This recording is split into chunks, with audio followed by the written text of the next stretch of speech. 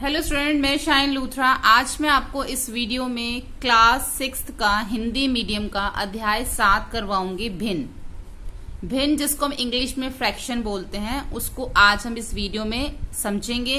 ये इस चैप्टर का, इस अध्याय का इंट्रोडक्शन पार्ट है। आने वाली आगे की वीडियोस में हम इसकी प्रश्नावलियां करेंगे। ठीक है, तो भिन्न क्या होता है सबसे पहले हम ये समझ लेते हैं, उसके बाद हम उसके आगे समझेंगे। भिन्न होता है जब हमारे पास कोई भी चीज है, मान लो कोई एप्पल है या रोटी है या पिज्जा है या कोई भी चीज है जिसको हम डिवाइड कर देते हैं, मतलब उसको हम बांट देते हैं, उसको हम भिन्न कहते हैं और इंग्लिश में हम उसको फ्रैक्शन कहते हैं। ठीक है, जैसे मान लो यहाँ पर एक हमारे पास पिज्जा है और मैंने ये एक पूरा पिज्जा है, इसको मैंने 2 हिस्सों में बांट दिया। अब इसके कितने हिस्से हो गए? इसके अब 2 हिस्से हो गए, यानी कि 1 का 1/2, यानी कि ये कितना है 1/2 और ये भी हो गया 1/2। 1/2 मतलब कितना हो गया? आधा हिस्सा ये हो गया, आधा हिस्सा ये हो गया। अब इसको मैं एक और अगर लाइन बीच में ड्रॉ कर देती हूं तो ये कितने हिस्सों में बट गया? अब ये 4 हिस्से हो गए इसके। ठीक है, हर एक हिस्सा अब हमारा 1/4 हो गया।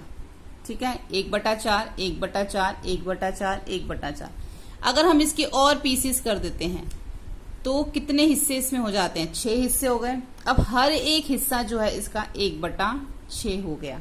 ठीक है, इसको हम बोलते हैं भिन्न, यानी कि हमने चीजों को जो है बांट दिया। ऐसे ही एप्पल होता है या कोई भी चीज है जिसको आप इस तरीके से भिन्न फ्रैक्शन करते हो तो उसको हम इस तरीके से लिखते हैं बटा में। ठीक है, फ्रैक्शन के अंदर यानी कि भिन्न के अंदर आपने देखा मैंने ये सारे बटा में लिखे हैं। अब जो मैंने बटा में लिखते हैं, जैसे कि जो हम ये बटा में लिखते हैं, इसको हम जो ऊपर वाला जो होता है ये जो ऊपर वाला नंबर होता है इसको हम बोलते हैं अंश और नीचे वाले को हम बोलते हैं हर। ठीक है, 1/6 यानी कि 1 अंश और 6 क्या है? हर है। अगर मैं यहाँ पे 3/4 लिखती हूँ तो इसके अंदर ये अंश है और ये क्या है? हर है। ठीक है, तो ये चीज सबसे पहले तो समझनी है कि हम जो है भिन्न किस तरीके से करते हैं, फ्रैक्शन किस तरीके से करते हैं। ये हम किसी भी चीज के अंदर जो हम बांट सकते हैं उसको हम भिन्न कहते हैं। और जो भिन्न होता है वो हमेशा इक्वल पार्ट्स में डिवाइड होता है। अगर मैं एक ट्राइंगल ले लेती हूँ इस तरीके से, ठीक है, अगर इस ट्राइंगल के बीच में मैं एक लाइन ड्रॉ कर देती हूँ ऐसे, तो ये जो इसका भिन्न हुआ है, जो इसका फ्रैक्शन हुआ है, ये इक्वल पार्ट्स में नहीं हुआ। नीचे वाला हिस्सा ज्यादा, ऊपर वाला हिस्सा कम है। तो इस तरह का कोई हम करते हैं, फिगर को बांटते हैं, तो ये हमारा भिन्न नहीं होता। यही अगर ट्राइंगल मैं ले लेती हूँ दोबारा से और इसके अंदर मैं अब इस तरीके से एक ट्राइंगल बनाती हूँ ये, तो अब जो इसके हिस्से हैं सारे एक बराबर हैं। तो अब कितने हिस्से हो गए? 1 2 3 4 हिस्से हो गए, यानी हर एक हिस्सा जो है इसका वो 1/4 है। ठीक है, टोटल कितने हिस्से हैं? 1 2 3 4 हिस्से हैं टोटल। अगर इन 4 हिस्सों में से मैं 2 के अंदर शेड कर देती हूं, तो अगर मुझसे पूछा जाए कि ये जो हमारे पास सामने फिगर है इसके अंदर कितना हिस्सा जो है हमारा शेडेड है, तो हम किस तरीके से बताएंगे? अब मैंने 2 हिस्सों में किया, टोटल 4 हिस्से हैं जिसमें से मैंने 2 में शेडेड किया, तो जो शेडेड किया है वो हिस्सा हम ऊपर लिखेंगे, यानी कि 4 में से जो 2 हिस्से हैं वो हमारे शेडेड हैं, 2/4। ठीक है, आपको जब स्कूल में जब आप टेस्ट करते हो या एग्जाम देते हो तब भी जो आपको नंबर हमेशा फ्रैक्शन में ही मिलते हैं। मैडम आपको, टीचर आपको नंबर किस तरीके से देती है? इस तरीके से लिखा होता है, बीच में लाइन डली होती है। 10 में से कितने मार्क्स होते हैं? 8, या 10 में से 10 में से 2, वो भी एक तरह का फ्रैक्शन ही है कि जितना आपने ठीक किया है उस हिसाब से आपको टोटल में से उतने नंबर आपको मिल गए। जैसे टोटल जो है यहाँ पर 4 पार्ट्स हैं, 4 हिस्से हैं जिसमें से 2 शेडेड हैं, तो वो भी एक तरह से फ्रैक्शन ही होता है। ठीक है, जो मैम आपको नंबर देती है बीच में आपने देखा होगा इस तरीके से लाइन डली होती है। अब हम आगे देखते हैं।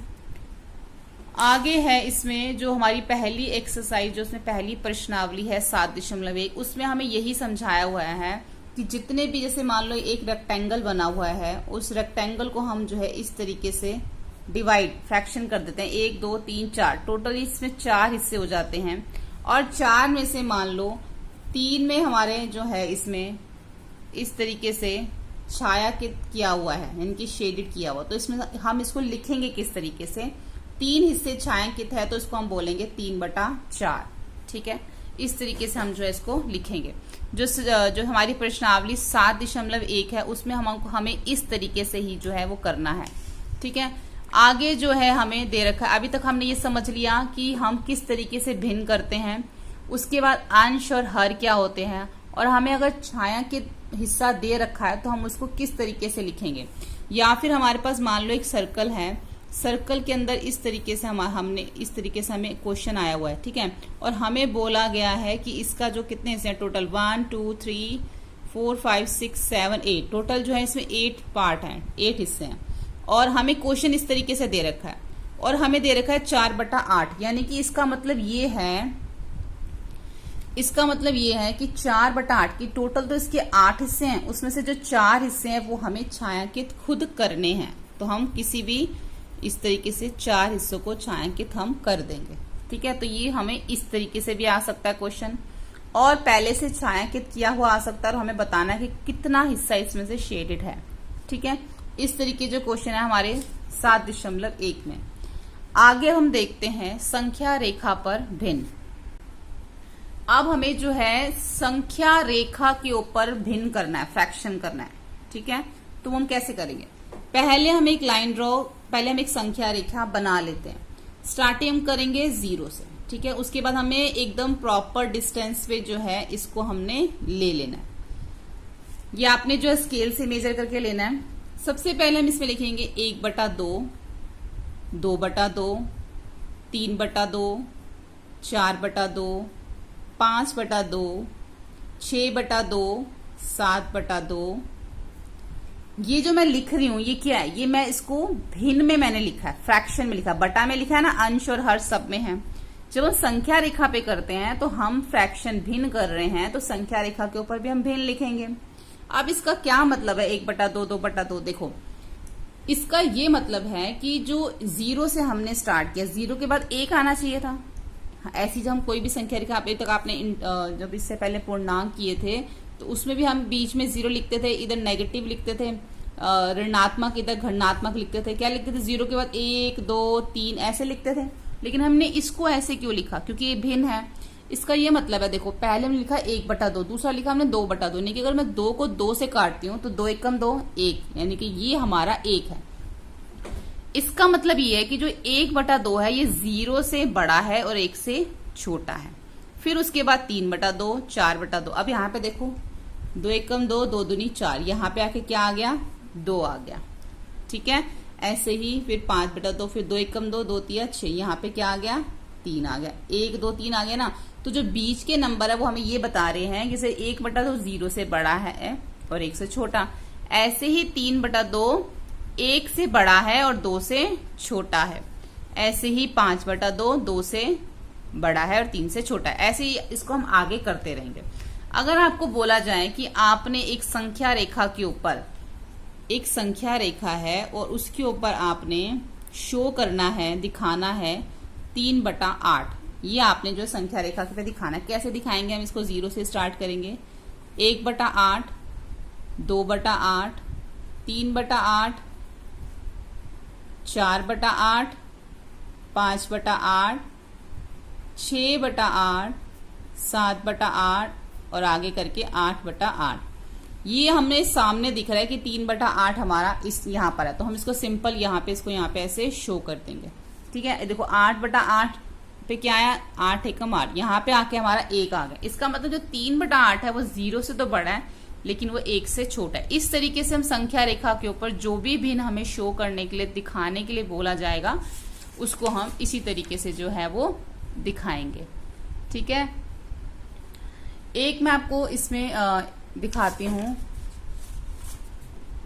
एक एग्जाम्पल के थ्रू मैं आपको सिखाती हूँ, जो हमारी एक प्रश्नावली 7.2 में भी है। इसका पहला प्रश्न हमें यहाँ पे जो दिखाना है संख्या रेखा पे 1/2 दिखाना है, 1/4 दिखाना है, 3/4 दिखाना है और 4/4, ये हमें सारे जो है ना संख्या रेखा के ऊपर दिखाने। कैसे दिखाएंगे, देखो पहले हम एक संख्या रेखा बना लेंगे, स्केल से बनाना आपने, 0 ले लेंगे, यहाँ से शुरू करेंगे हम। देखो जब भी हम संख्या रेखा के ऊपर कुछ भी हमें दिखाना होता है, जो शो करना होता है, वो जो है हमारा, उसके जो हर हैं वो सारे एक समान होने चाहिए। यहाँ पे 2 है, यहाँ पे 4 है, यहाँ पे 4, यहाँ पे 4, तो ये सारे 4 ही होने चाहिए, तभी तो हम इसमें दिखा पाएंगे। क्योंकि देखो अभी तक हमने ऊपर जो किए सबके हर क्या है 1 है, यहाँ पे भी सबके हर 1 है, तो यहाँ पे जो है ये एक इसमें क्या है अलग है। तो उसको कैसे करेंगे हम, तो हम इसको 4 है हमारे पास हर जाता, तो हम इसको ऐसे ही शुरू करेंगे 1/4, यहाँ पे आके 2/4, 3/4, 4/4, ठीक है। देखो यहाँ पे जो 1/4 है वो हमने शो करना था, यहाँ पे आ गया। अब ये जो 2/4 है इसकी क्या वैल्यू है, इसको अगर हम काटते तो 2 एकम 2 और 2 दूनी 4 आता है, ठीक है। ये हमने लिखा तो यहाँ पे 2/4 है, लेकिन इसकी वैल्यू 1/2 है, ठीक है। तो इस तरीके से अगर हम देखें तो हमने ये चारों नंबर जो है इस तरीके से हम इसके ऊपर शो करेंगे।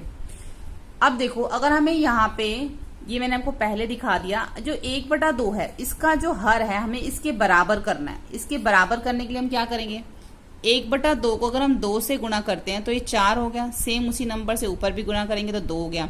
यानी कि हमें जो संख्या रेखा पे शो करना है ना, वो जो हमें दिखाना है वो 2/4 है।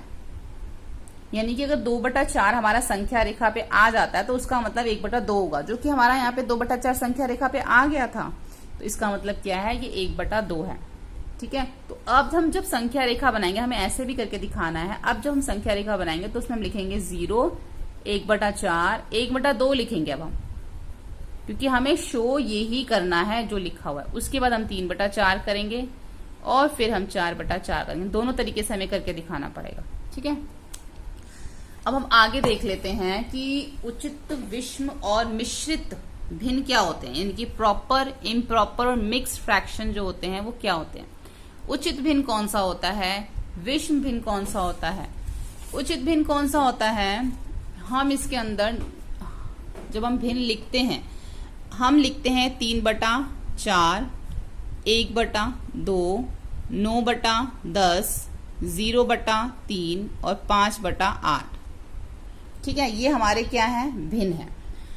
हमें इसके अंदर ये चीज देखनी है कि जो हमारे अंश है ना, देखो सारे अंश जो है वो हर से छोटे हैं। 3 छोटा है 4 से, 1 छोटा है 2 से, 9 छोटा है 10 से, 0 छोटा है 3 से, 5 छोटा है 8 से। जब हमारे अंश छोटे होंगे हर से तो वो हमारे होंगे उचित भिन्न, ठीक है। ये हमारे उचित भिन्न होंगे। अब जो है विषम भिन्न क्या होंगे, इसको उल्टा कर लेते हैं, 4/3 कर देते हैं, 2/1, 10/9, 3/0, 8/5। अब इसमें क्या हो गया, अब हमारे विषम बड़े, अब हमारे अंश बड़े हो गए और विष छोटे हो गए। सॉरी, अब हमारे अंश बड़े हो गए और हर छोटे हो गए, ठीक है। जब हमारे अंश छोटे होंगे तो उचित भिन्न, जब हमारे अंश बड़े होंगे हर से तो विषम भिन्न, ठीक है। ये हो गया हमारा उचित भिन्न, ये हो गया हमारा विषम भिन्न। अब हम देखते हैं मिश्रित भिन्न कौन से होते हैं। आपके पास कोई एक एप्पल है, ठीक है, ये आपके पास एक पूरा एप्पल है, ये क्या है, हमारा एप्पल है, एक एप्पल है, ठीक है। अब आपने इस एप्पल को, एक एप्पल और बना लेते हैं, इस एप्पल के आपने 2 हिस्से कर दिए। एक एप्पल पूरा है और एक एप्पल के 2 हिस्से हो गए, यानी कि एक हिस्सा और इसका ये 1/2, ठीक है। तो 1 और 1/2 ये हो गया हमारा मिश्रित भिन्न, यानी कि पूरा एक एप्पल और एक आधा हिस्सा। जब हम इस तरीके से लिखते हैं ना तो उसको हम मिश्रित भिन्न बोलते हैं, ठीक है। जैसे कि मान लो आपके पास एक पिज्जा पूरा है, ठीक है, तो ये एक पिज्जा है, पूरा एक पिज्जा है। अब इसके जो है वो 4 हिस्से कर दिए, तो पूरे एक पिज्जा और उसका एक हिस्सा हमने लिखना है, तो 1 का 1/4, तो ये हो गया हमारा मिश्रित भिन्न। जब हम इस तरीके से लिखते हैं ना तो उसको हम मिश्रित भिन्न कहते हैं, ठीक है। और ज्यादा डिटेल में जो हम मिश्रित भिन्न को तब समझेंगे जब हम इसकी प्रश्नावली करेंगे। तो अभी आपको यही समझना चाहिए कि मिश्रित भिन्न जो है वो इसी तरीके से लिखा जाता है। तो हमारा ये हो गया उचित, विषम और मिश्रित भिन्न। अब हम आगे करेंगे, अब हम करेंगे तुल्य भिन्न। तुल्य भिन्न जिसको हम इंग्लिश में बोलते हैं इक्विवेलेंट फ्रैक्शन। तुल्य भिन्न क्या होते हैं, जैसे मैं आपको यहां से दिखा देती हूँ। यहाँ पे देखो पिक्चर दे रखी है, यहाँ पे यहाँ पे एक स्क्वायर बना हुआ है, उसके 2 हिस्से कर दिए, एक ये हो गया, एक ये हो गया, ठीक है। फिर इसके भी 2 आगे हिस्से कर दिए, 2 के 4 हो गए। फिर इसके भी आगे हिस्से कर दिए, 4 से 6 हो गए। लेकिन ये बना किससे, ये स्टार्ट किससे हुआ, 1/2 से ही स्टार्ट हुआ ना। यानी कि ये 1/2 था, 1/2 को 2/4 कर दिया, 2/4 को 3/6 कर दिया। यानी कि 1/2 मतलब इसमें एक कलर्ड है और एक जो है वो कलर नहीं है। फिर 2 कलर्ड हो गए, फिर 3 कलर्ड बन गए। लेकिन ये 3 कलर्ड कैसे बने, बना किससे था, ये 1/2 से ही बना था, ठीक है। ऐसे ही जो है इक्विवेलेंट फ्रैक्शन में होता है, जैसे मान लो हमारे पास दे रखा है 1/3, ठीक है, हमें 1/3 यहाँ पर दे रखा है। हमें जो है 1/3 का इक्विवेलेंट फ्रैक्शन यानी कि तुल्य भिन्न निकालना है। तो हम क्या करेंगे, इसको 2 से गुणा करेंगे, सेम उसी नंबर से हम ऊपर भी उसी नंबर से गुणा, जिस नंबर से नीचे गुणा करते हैं उसी नंबर से ऊपर। तो 3 दूनी 6, 2 एकम 2, ये क्या आ गया, जो 1/3 है इसका जो तुल्य भिन्न है वो 2/6 है। क्योंकि अगर हम इसको काटते हैं फिर से 2 एकम 2 और 2 तिया 6, तो उसकी जो वैल्यू है, जो उसका मान है, वो वही का वही वापस आ जाता है। तो ये होता है तुल्य भिन्न। मतलब हमारे पास मान लो अगर हमें कोई और नंबर दे रखा है, अब मैं मान लो 1/3 को गुणा कर देती हूँ 3 से और ऊपर भी 3 से कर देती हूँ, तो 3 तिया 9, 3 एकम 3, अब 3 एकम 3 और 3 तिया 9, तो क्या आ गया, ये सेम ही आ गया। यानी 1/3 का जो तुल्य है वो 3/9 है। ये इसका इक्विवेलेंट फ्रैक्शन है, क्योंकि जब हम इसको काट तो सेम वही मान जो है वापस हमारा आ जाता है। ऐसे अगर मैं 5/7 करती हूँ और इसको मैं काटती हूँ, इसको मैं करती हूँ 2 से गुणा, 7 को 2 से गुणा किया 14, ऊपर भी 2 से गुणा कर दिया, 5 दूनी 10। अब ये हमारा 2 के टेबल से चला जाएगा, 2 पंजे 10 और 2 सत्ते 14। देखो 5/7 फिर से आ गया। तो 5/7 का जो तुल्य भिन्न है वो है 10/14। ऐसे किसी भी नंबर से 5/7 को अगर आप 3 से भी करोगे ना गुणा, तो 7 तिया 21 और 5 तिये 15, तो 3 से कर लो अब इसको, 3 पंजे 15 और 3 सत्ते 21, ठीक है। सेम जिस नंबर से आप इसको मल्टीप्लाई कर रहे हो ना, उसी नंबर से आपने इसको काटना होता है। अब आपने इसको 3 से गुणा किया, तो अब इसको 3 से ही काटोगे दोनों नंबर को। यहाँ पे आपने 2 से गुणा किया, दोनों को 2 से काटोगे, तभी उसका तुल्य आएगा वो, ठीक है। इसको बोलते हैं तुल्य भिन्न।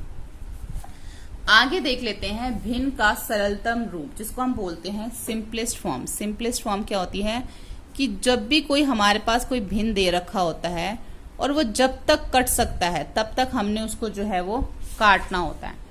तब तक जब तक वो कट सकता है तब तक आपने उसको काटना है। उसको बोलते हैं भिन्न का सरलतम रूप यानी कि सिंपलेस्ट फॉर्म, ठीक है। अब हमारे पास एक नंबर दे रखा है, मान लो हमें नंबर दे रखा है हमें 14/10 दे रखा है, ठीक है। तो इसको आप 2 के टेबल से काट सकते हो, क्योंकि आपको पता है कि दोनों जो है वो 2 के टेबल में आते हैं। तो 2 सत्ते 14 और 2 पंजे 10। अब जो 7 और 5 हमारे पास आया है 7/5, ऐसा कोई भी टेबल नहीं है कि जिसमें 7 और 5 दोनों आते हो। यानी कि इसका मतलब ये कि इसके आगे ये अब कट नहीं सकता। तो यही इसका सिंपलेस्ट फॉर्म है, यही इसका सरलतम रूप है। आपके हम एक नंबर और ले लेते हैं यहाँ पे 18/27, ठीक है। अब जो 18 वो 2 के टेबल में भी आता है, लेकिन 27 2 के टेबल में नहीं आता। लेकिन 18 3 के टेबल में भी आता है और 27 भी 3 के टेबल में आता है। तो उस केस में हम इन दोनों को 3 से कट करेंगे, 3 6 18 और 3 9 27। अब हमारे पास क्या आ गया 6/9। लेकिन अभी 6/9 जो है वो अभी आगे भी कट सकता है 3 के टेबल से। 3 दूनी 6 और 3 तिया 9। अब जो 2/3 आया ना, ये किसी भी टेबल में दोनों के 1 2 और 3 किसी भी टेबल में एक साथ नहीं आते। तो इसका मतलब ये हो गया कि जो 18/27 का जो सरलतम रूप है वो है 2/3, यानी कि सिंपलेस्ट फॉर्म है इसकी 2/3, जिसको हम लोएस्ट फॉर्म भी कहते हैं कि इससे ज्यादा ये जो है अब आगे नहीं कट पाएगा। यहाँ पे इसका एंड हो जाता है, ठीक है। ऐसे ही 36/54 है। अगर मैं इसको 2 से काट सकती हूँ, पहले 2 एकम 2, 1 आगे चला गया, 2 अट्ठे 16, फिर 2 दूनी 4, 1 आगे चला गया, 2 सत्ते 14, ठीक है। अब फिर देखो 18/27 हो गया ना ये। अब फिर से कटेगा, 2 6 18, 2 9 27, फिर 3 से 3 दूनी 6, 3 तिया 9, यानी कि ये जो 36/54 का जो सरलतम रूप है वो है 2/3, ठीक है। अब हम इसके आगे देखते हैं। अब हम करेंगे लाइक और अनलाइक फ्रैक्शन, यानी कि समान और असमान भिन्न। समान और असमान भिन्न कौन से होते हैं? मैं यहां पर लिखती हूं जैसे कि 1/15,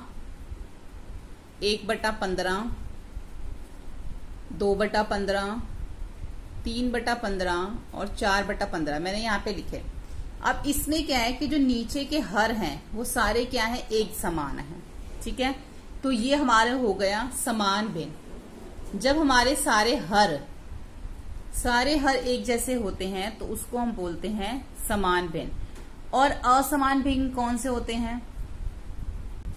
असमान भिन्न जैसे मैं लिखती हूँ यहाँ पे 7/2 या 7/27, 7/28, 7/29। अब इसमें क्या है, हमारे अंश एक समान है, तो ये कौन सा हो गया, असमान भिन्न।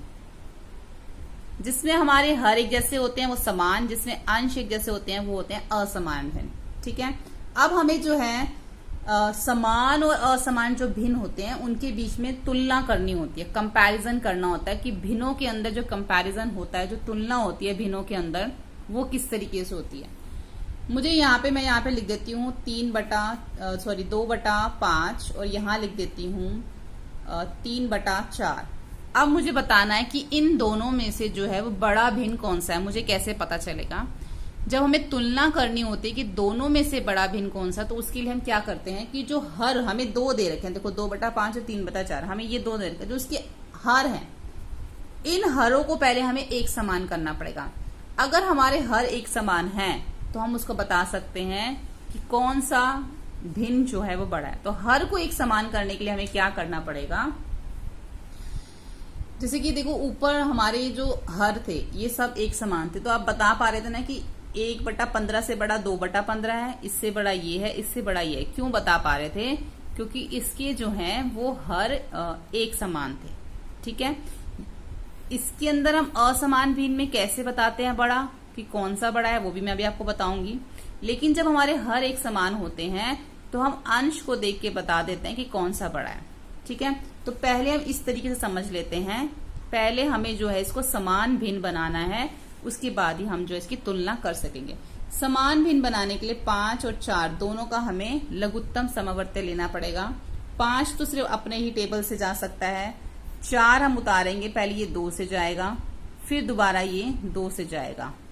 ठीक है, अभी हो गया 5 दूनी 10 और 10 दूनी 20, यानी कि जो हमें हर चाहिए अब हमें 20 चाहिए। क्यों चाहिए? क्योंकि हमने इन सबको गुणा करके देखा है तो इसमें 20 आ रहा है। 5 दूनी 10, 10 दूनी 20। अब हमें जो अपने हर हैं वो 20 करने हैं। 2/5 हो गया, 3/4 हो गया। 5 को हम किससे गुणा करेंगे? 20 आए। 5 को हम 4 से गुणा करेंगे, 5 चौक 20, ऐसे ही ऊपर गुणा करेंगे, 2 चौक 8। 4 को हम 5 से गुणा करेंगे, 20, ऊपर भी 5 से गुणा करेंगे, 15। ठीक है, अब देखो हमारे हर एक समान हो गए, 8/20 और 15/20। ठीक है, हमारे दोनों हर समान हो गए। अब आपको देख के पता चल रहा है कि 8 बड़ा है कि 15 बड़ा है। 8 बड़ा है कि 15? 15 बड़ा है ना, तो 15/20 जो है वो हमारा बड़ा हो गया। और 15/20 हमारा किससे आया था? 3/4 से। अब हम बता सकते हैं 2/5 और 3/4 में से कौन सा बड़ा है। तुलना करने के लिए बोला जाए तो 3/4 जो है बड़ा है, क्योंकि उससे हमारा 15/20 आया था। ठीक है, इस तरीके से जो हम तुलना करते हैं भिन्न के अंदर। ठीक है, आगे हम देख लेते हैं भिन्नों का योग और व्यवकलन, कि भिन्न के अंदर हम जमा और घटा कैसे करते हैं। जिस तरह से हमने इसमें गुणा और घटा किया, हमने जिसमें तुलना करी ना भिन्न में, वैसे ही हमें इसके अंदर जमा और घटाना होता है, योग और व्यवकलन करना होता है भिन्न के अंदर। अब मान लो यहाँ पर हमारे पास संख्या, मैं यहाँ से भिन्न ले लेती हूँ। जैसे मान लो मैंने यहाँ पे भिन्न ले लिया। अगर हमारे हर एक समान है तो हम इसको बहुत आसानी से कर सकते हैं, फिर हमें कुछ नहीं करना। जैसे मान लो यहाँ पे 3/4 है और यहाँ पे 5/4 है। अब हमने इन दोनों का योग करना, दोनों भिन्नों का, तो बहुत आसान है। 4 को कॉमन ले लिया, दोनों 4 आ गए हमारे इधर। 3 और 5 को हमने जमा कर दिया, तो कितना आ गया? 8/4। ठीक है, ये तो सिंपल है। जब हमारे हर एक समान होंगे फिर तो हम इसको आसानी से कर सकते हैं। अच्छा, मैंने आपको इसमें ये भी बताना था कि जब हम तुलना करते हैं ना, ये जो मैंने अभी आपको सिखाया था, जब हम तुलना करते हैं तो मैंने आपको इसके हिसाब से बताया था कि जब हमारे अंश जब हमारे हर बराबर हो जाते हैं तो हम बता सकते हैं कि कौन सा बड़ा है कौन सा छोटा है, जैसे कि मैंने यहाँ पे बता दिया था, ठीक है। लेकिन अगर हमारा इस तरीके से है कि हमारे जो है वो अंश एक समान है, ठीक है, अंश एक समान है। अब अगर आपको इसमें से बताना कि कौन सा बड़ा कौन सा छोटा है, तो उसमें इसका हमारा उल्टा हो जाता है। जब हमारे अंश एक समान होते हैं तो ये जो 27 है, 28 और 29 है, इसमें सबसे बड़ा कौन सा है?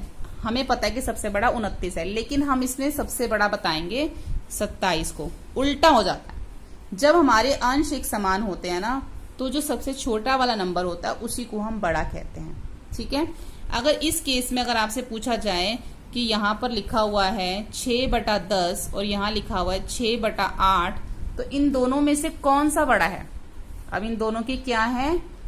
अंश बराबर है, हर अलग अलग है। तो इस केस के अंदर तो जब अंश हमारे एक समान होंगे तो जो छोटा नंबर होगा वही हमारा बड़ा होगा, ग्रेटर होगा, ठीक है। ये चीज आपने, जब हमने भिन्नों की तुलना करनी है, ये चीज आपने याद रखनी है। ऐसे जो हम ये कर रहे हैं आगे, अब भिन्नों का जो योग और व्यवकलन कर रहे हैं, जब हमारे हर एक समान होंगे तो हम बड़े आसानी इसको जमा कर सकते हैं, इसको योग कर सकते हैं। अगर हमारे हर अलग हैं, अब यहाँ पर है 3 इधर 2 है और इधर 4/6 है, जैसे कि अभी हमने पहले भी किया था जब तुलना कर रहे थे। तो हमें हर एक करने के लिए पहले हम इसका जो है लघुत्तम समावर्त्य ले लेते हैं, ठीक है, इस तरीके से। फिर ये 3 से चला जाएगा तो क्या आ गया? 2 और 3 दोनों को गुणा करेंगे तो 3 दूनी 6 आ जाएगा। अगर आपको लघुत्तम समावर्त्य लेना नहीं आता तो उसकी वीडियो का जो लिंक है मैं आपको डिस्क्रिप्शन बॉक्स में दे दूंगी, आप वहां पे जाके सीख सकते हैं कि किस तरीके से हम लघुत्तम समावर्त्य निकालते हैं। अब हमारे पास जो है हमें हर को जो है 6 करना है, क्योंकि हमारा गुणा करने पे 6 आया। तो 3/2 और 4/6, इसको हम इस तरीके से 2 को हम 3 से गुणा करेंगे 6 आएगा, 3 को 1 से गुणा करेंगे 3 को भी 3 से गुणा करेंगे। जिस नंबर से हम नीचे गुणा करेंगे ना उसी नंबर से हम ऊपर करना। 2 दूनी 6, 2 तिया 6, 3 तिया 9, तो हमारा आ गया 9/6। अब 6 को हम 1 से गुणा करेंगे, 1 सेम उसी नंबर से ऊपर 4, तो आ गया। हमने इसको 1 से गुणा क्यों किया? क्योंकि 6 को 1 से करेंगे तभी तो हमारा हर 6 आएगा, 2 को 3 से करेंगे तभी तो हमारा हर 6 आएगा। जो जिस नंबर से नीचे करोगे उसी नंबर से ऊपर कर देना। तो अब हमारे हर जो है ना वो एक समान होंगे, 9/6 और 4/6। अब हम इसको जमा कर सकते हैं। दोनों 6 को कॉमन लिख दो, यहाँ पे 9 और 4 को जमा कर दो, तो कितना आ जाएगा? 13/6, ठीक है। इस तरीके से हम इसको योग करते हैं। इसी तरीके से हमने इसका व्यवकलन यानी घटाना है, ऐसे ही करना है सेम टू सेम। बस आपने जहां पे जमा का साइन है वहां पे आपने घटा का साइन लगा देना। अगर आपको 9 में से 4 को घटा करने के लिए बोला जाएगा तो क्या आंसर आएगा आपका? 5/6, यही आएगा ना।